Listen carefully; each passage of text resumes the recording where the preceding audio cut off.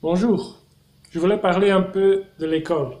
Alors je ne sais pas comment l'école est pour ce qu'on va dire, neurotypiques, mais pour un surdoué comme moi, ça a été vraiment horrible. Alors pourquoi ça a été horrible? Pour beaucoup de raisons. Une raison, c'est le fonctionnement hiérarchique. Le fonctionnement dont il y a quelqu'un devant qui dit ce qu'il faut faire, quand il faut le faire, comment il faut le faire, combien de fois il faut le faire, etc.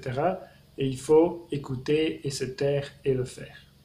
Alors moi, tout le temps que j'ai été à l'école, j'ai fait ça, je l'ai fait bien, j'étais très sage et tout ça. Je trouve ça un peu dommage en fait maintenant. Je ne veux pas dire que j'aurais dû mettre feu à l'école du tout, mais j'aurais pu être un petit peu plus rebelle au moins dans ma tête. Dans le sens que si c'est nécessaire de faire quelque chose qu'on dit hiérarchiquement pour ne pas rencontrer des problèmes soi-même, mais c'est autre chose de le faire juste parce que le côté hiérarchique le dit et pour être sage. Alors dans mon cas, je crois que j'ai un peu fait ça, surtout pour avoir une sorte de succédané d'amour de mes parents, etc. Donc être un sage garçon, ça me donnait une sorte d'attention plus ou moins positive qui prenait la part d'un amour qui n'était pas là, pas vraiment. Bon, donc ça c'est une raison, l'hiérarchie. Moi personnellement, je fonctionne naturellement uniquement en mode horizontal. Et donc le fonctionnement hiérarchique qui est toujours là dans l'école, ça ne m'allait pas du tout. Alors maintenant, je dois dire, pour moi, ce n'est pas nécessaire, l'hiérarchie, je dirais même beaucoup plus, c'est contre-naturel et c'est assez dévastateur finalement, pour moi, pour quelqu'un comme moi. Mais peut-être il y a des gens pour qui c'est nécessaire ou bien je n'en sais rien. Vous savez que moi je suis comment dire, un adepte de la neurodiversité. Je sais qu'il y a beaucoup de cerveaux très différents qui sont là dans beaucoup d'êtres humains très différents et rien n'exclut qu'un fonctionnement hiérarchique est naturel pour une certaine partie de l'humanité, comme elle est naturelle pour beaucoup d'autres mammifères. Voilà. Mais donc pour moi, personnellement, et je sais qu'il y a des gens comme moi, mais je crois qu'on est une minorité, en fait, naturellement, on fonctionne de manière horizontale.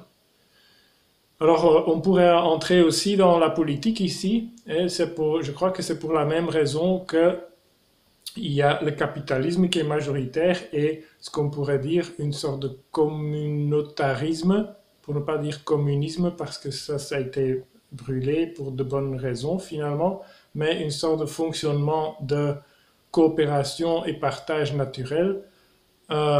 Probablement, il y a ces deux systèmes l'un à côté de l'autre et l'un majoritaire et l'autre minoritaire pour la même raison de neurodiversité. Mais bon, ça, entre parenthèses.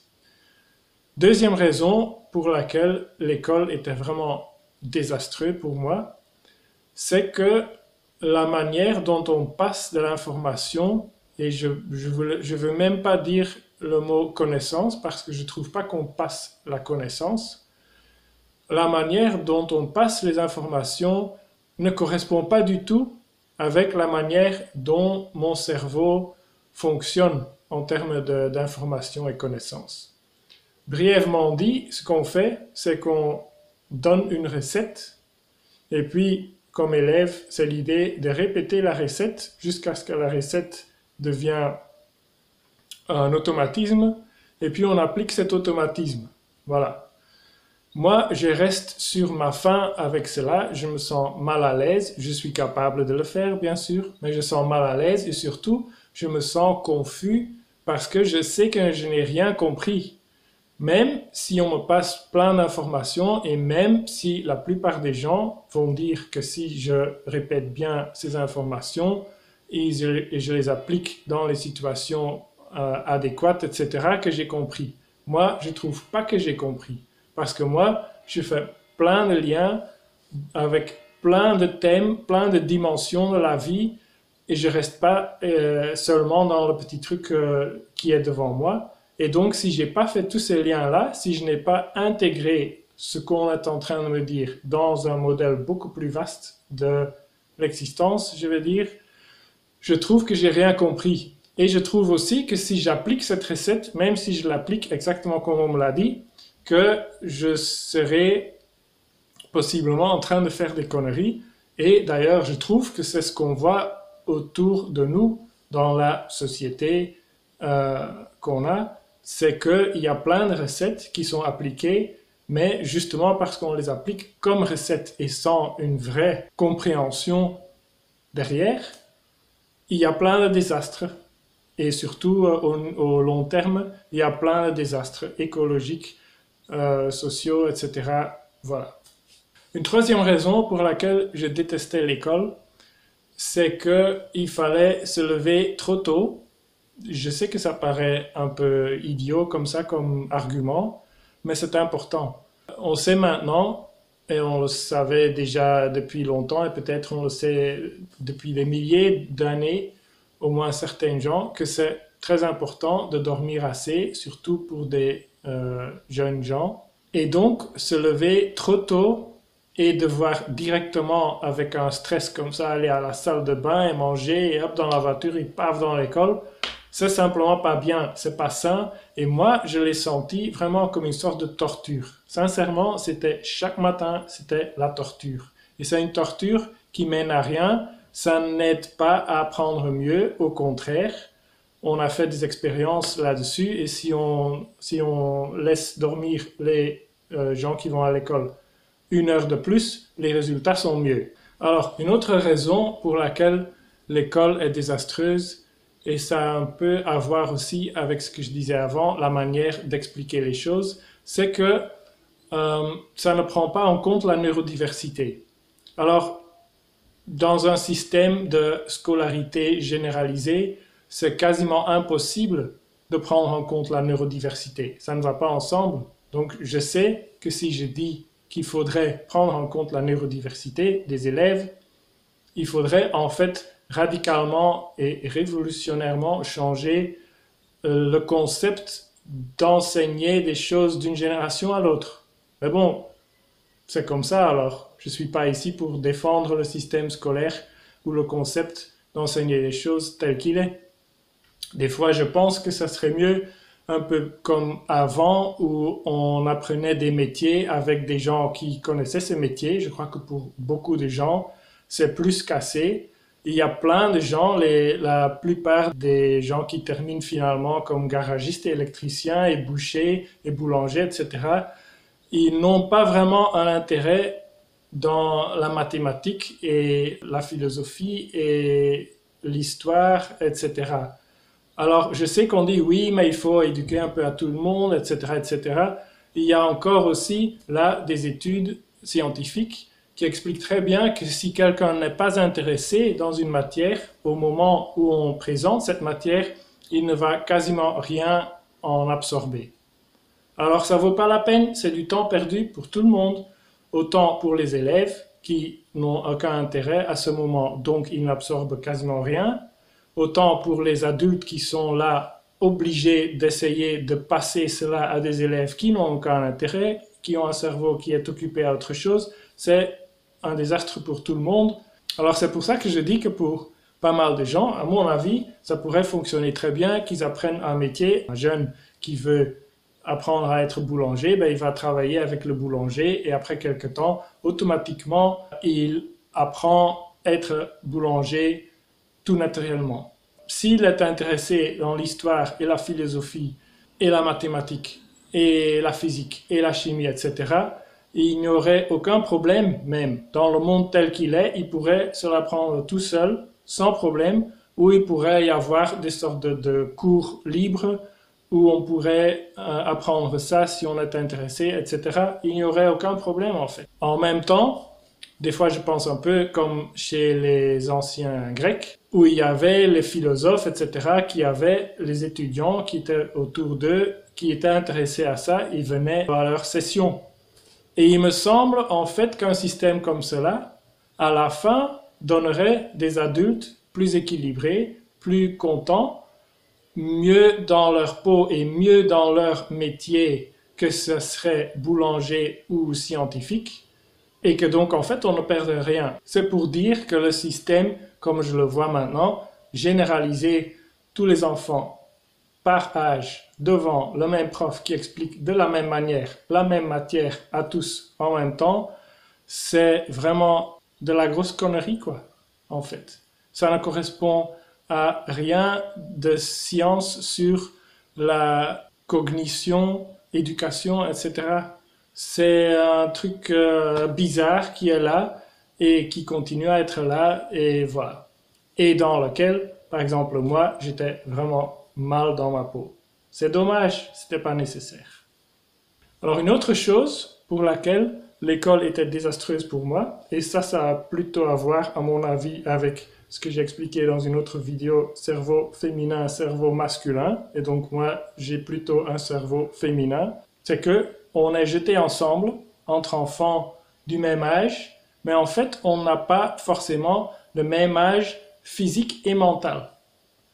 Dans le sens que, par exemple, la puberté, elle change d'un individu à l'autre, et par exemple, les enfants comme moi qui ont moins de testostérone, ils vont avoir une puberté un peu plus tard et plus longue.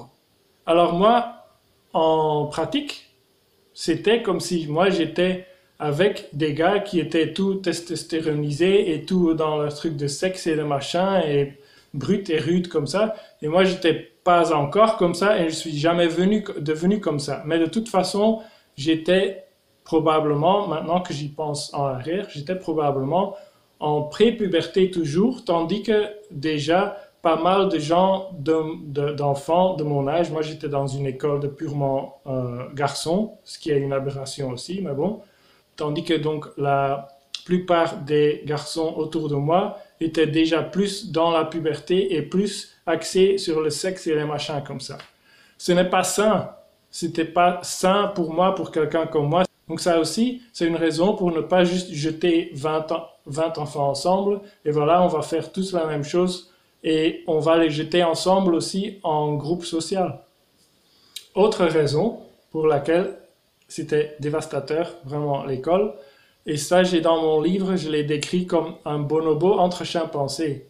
Alors, je ne trouve pas que les bonobos sont mieux que les chimpanzés, ni vice-versa, mais il y a une différence là, qu'on connaît. Et si, par exemple, dans un zoologique, on allait mettre un bonobo, maintenant si on ferait ça, mettre un bonobo entre plein de chimpanzés, ça serait comme un crime, ça serait quelque chose, une aberration, ça serait inacceptable. Alors maintenant, moi, j'ai utilisé ce métaphore et il y a quelque chose de cela dans le sens de neurodiversité, que ce soit surdoué, que ce soit cerveau féminin par exemple. J'ai été comme un bonobo entre des chimpanzés. Alors, qu'est-ce qu'il fait le bonobo si on le jette entre des chimpanzés? Il va devoir s'adapter ou, si ça serait vraiment des chimpanzés, probablement ils le tueront parce qu'il serait trop bizarre. Alors, je ne pense pas qu'on allait me tuer, mais on allait m'exclure, on allait me harceler, etc. Donc, j'ai dû mettre en œuvre des stratégies de survie qui ne seraient pas nécessaires si j'aurais été entre autres bonobos et qui ne sont pas naturels pour moi. C'est une suradaptation malsaine encore une fois à essayer de survivre au moins socialement dans un groupe qui fonctionne très différemment. Et cela tant socialement que de cognition, que de sexuellement, etc., d'émotionnellement, etc., dans beaucoup de domaines. Et puis encore en ce qui concerne la scolarité, je sais qu'il y a, en parlant de surdoués, il y a de différentes stratégies pour essayer de faire quelque chose avec des surdoués. Alors une chose, c'est de leur avancer une année. Moi, je trouve que c'est nul. On ne l'a jamais fait avec moi, j'ai jamais été détecté surdoué parce que c'était pas un truc ni pour mes parents, ni pour l'école, je crois, où on me l'a détecté, on ne me l'a jamais dit. C'est possible aussi parce que j'avais toujours des 10 sur 10 de toute façon, tout le temps. Mais on ne m'a pas fait ça. Mais je pense que c'est vraiment pas une bonne idée. Surtout parce que ce que j'ai dit sur la manière d'expliquer des choses aux enfants. Passer des recettes, répéter les recettes automatiser cela et voilà, on a compris. On n'a rien compris. On n'a rien compris du tout. On sait juste copier la recette. Bon, l'année supérieure ne fonctionne pas d'une autre manière. C'est juste de l'autre matière qu'on passe là, mais de la même manière de recette.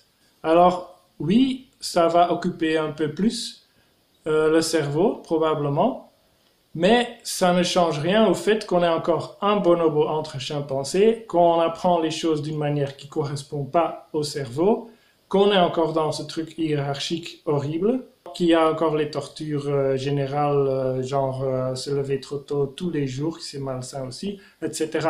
Mais surtout, donc, l'année prochaine, la matière n'est pas donnée d'une autre manière. C'est une autre matière, mais de la même manière. Et le plus grand problème, c'est la manière dont on passe ces informations, cette compréhension.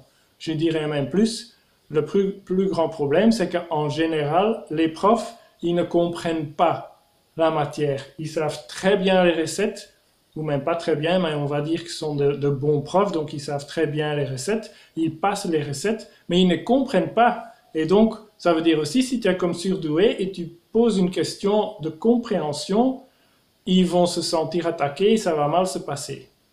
Donc, à la fin, même pas à la fin, déjà très tôt, on ne demande plus rien de compréhension. Et qu'est-ce qu'on fait?